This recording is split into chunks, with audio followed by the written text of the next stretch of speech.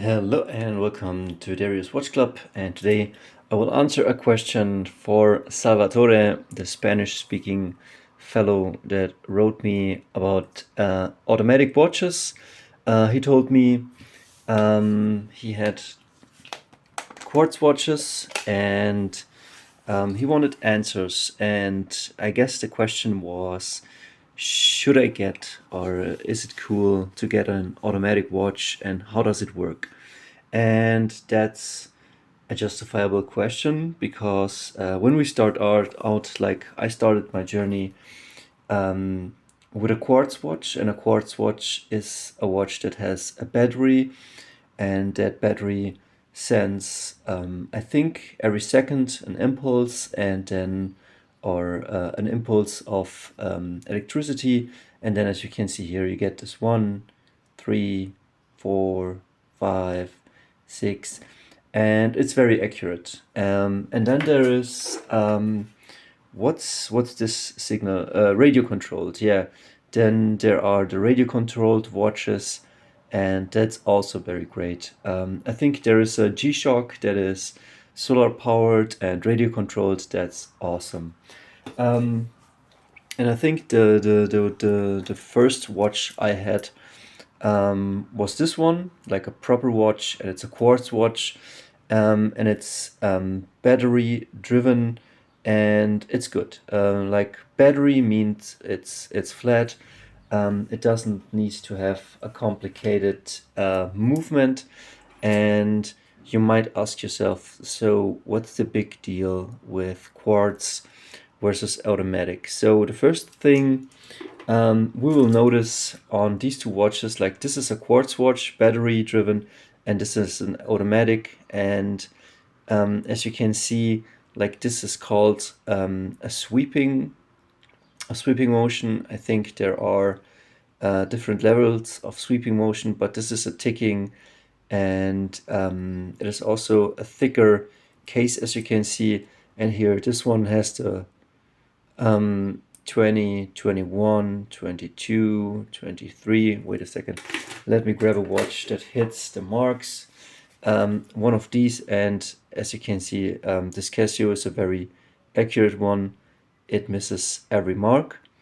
And it's a quartz watch. It's a battery-driven watch, and it lasts, I guess, a few years, and then you have to change the battery. So what does a mechanical watch? And I will come to the pros and cons and to the history of it.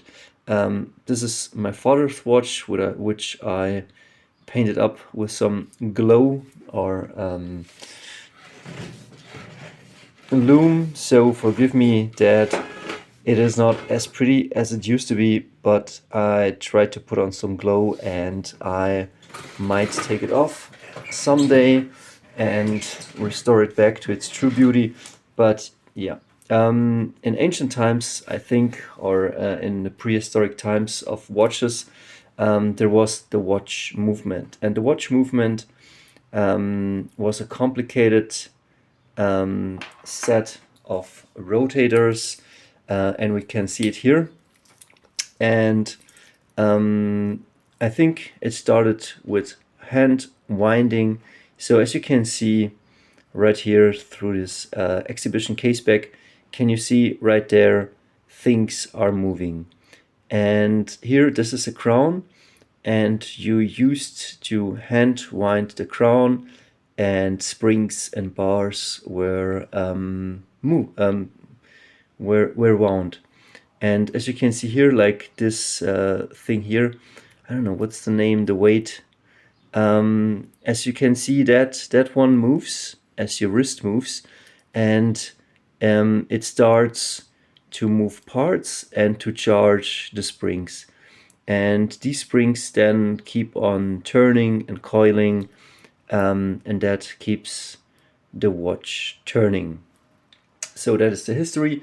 And then I think in the 1970s, they started to produce quartz watches, and it was the great quartz crisis, because all of a sudden watches could be far more affordable, I think a bit flatter, and yeah, I don't know, I'm not a technician, but that's when I think the battery-driven quartz watches got very popular, and they are great. They are, I would say, like this watch I didn't touch for a month on end, and I would say it does keep perfect time, like even to the second almost.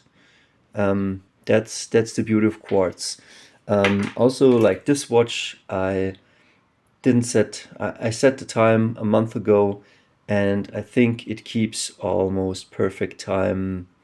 Yeah, for a month now, and we'll come in a second. And here, these are my automatic watches, and this one runs 20 seconds slow, more or less each day, and this one fast. So the accuracy, I would say, goes to the quartz watches, and also the quartz watches are more affordable, slimmer, lighter, I would say.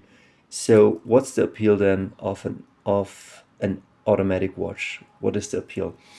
There is something magical about a watch that you, like this one, you just wind it, and as you can see, it starts ticking.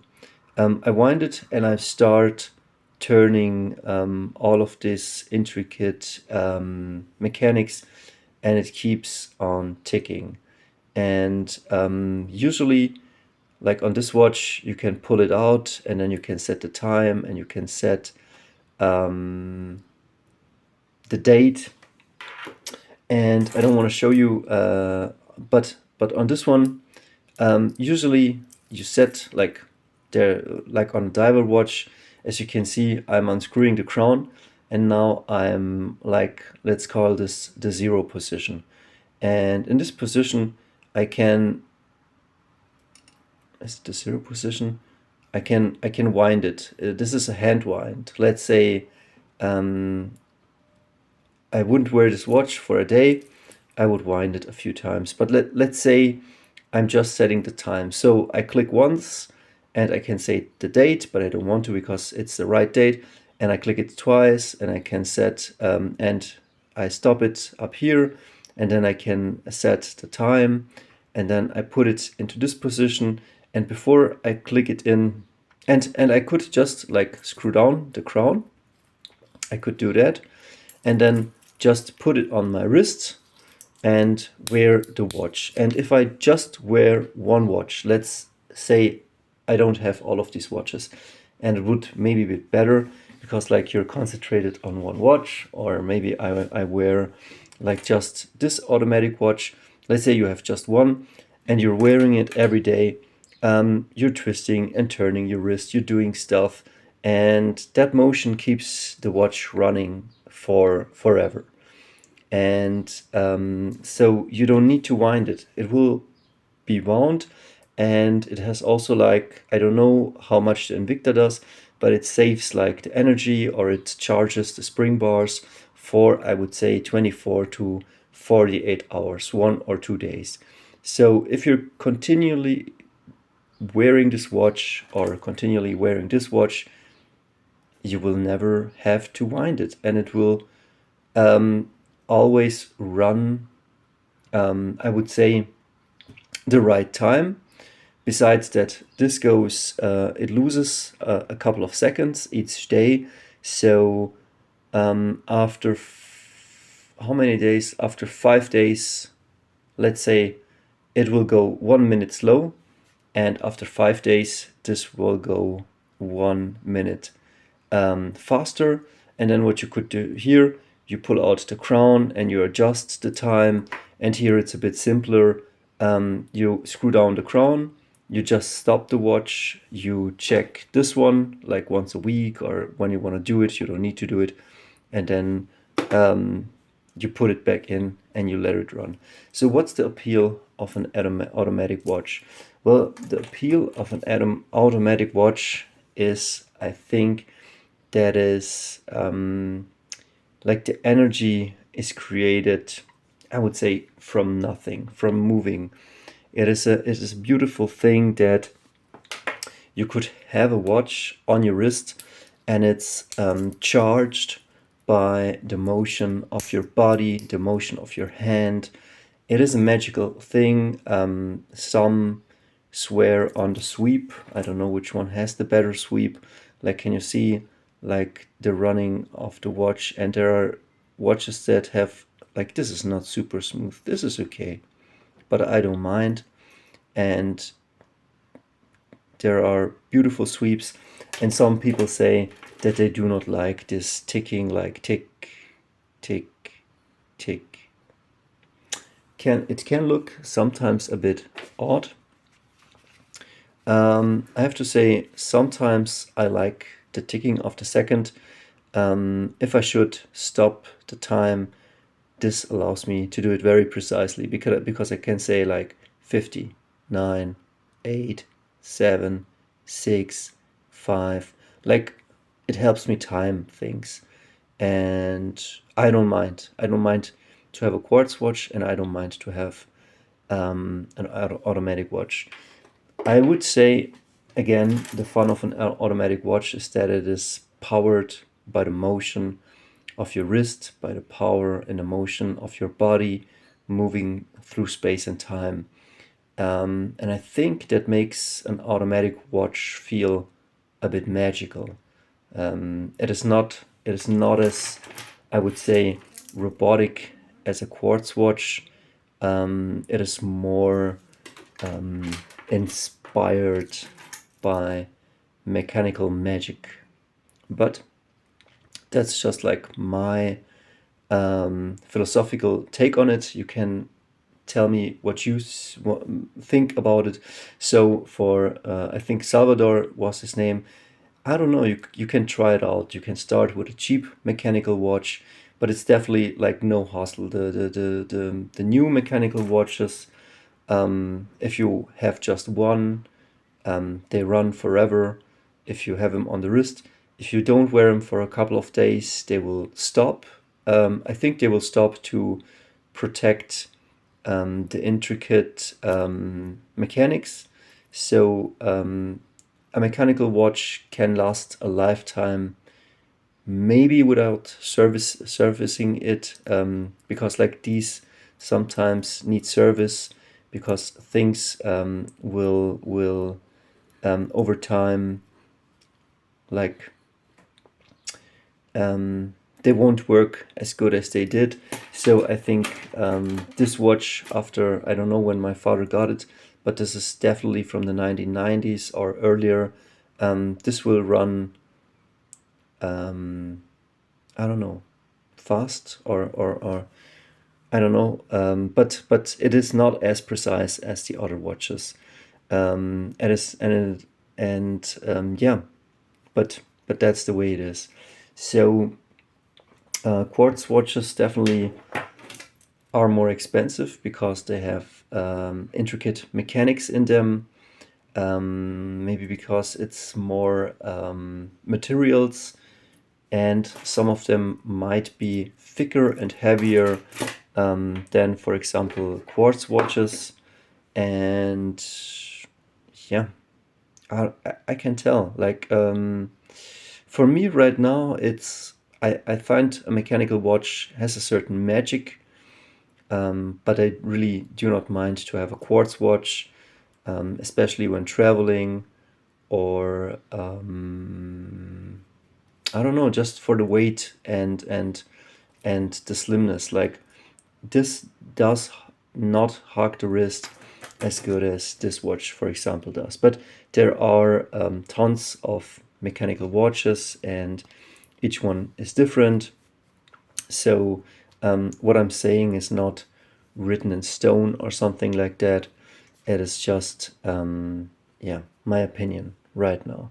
And maybe you find other videos that explain it a bit better. But this was like my take on it. And yeah, if you can, don't collect too many watches. Right now I have a lot of watches because I was kind of tasting what I like, what I don't like. I tell you what I'm wearing. I'm wearing this all the time for jogging or just working. This is like my comfort watch, and watch I always wear. This is my father's watch, so I will keep this forever, like somehow the family watch or my watch. I will clean it up a bit. Then this one was one of my first watches, and when I was a teenager, and I will keep this one too. It is just a cool watch, and yeah, I try to reduce it a bit and not to be a collector. This one sometimes I wear on specific occasions, and maybe you can think of watches like, let's say I have a t-shirt right now, it's summer, so I wear a t-shirt. This is my t-shirt for every day. Then you have your t-shirts for going outside, then it's spring, then it's autumn, then it's winter, and in the winter I wear different watches. And yeah, because like this is a watch I used to wear in the summer for work because it was cheap. It looked good. I worked at a bar, and it told me the time, and it looked decent. And if something would happen to this watch, like, I wouldn't mind too much because it was not super expensive. But I tried to not bang it up. And yeah, so you have like different watches for different occasions. And sometimes a quartz watch is fine, and sometimes an automatic.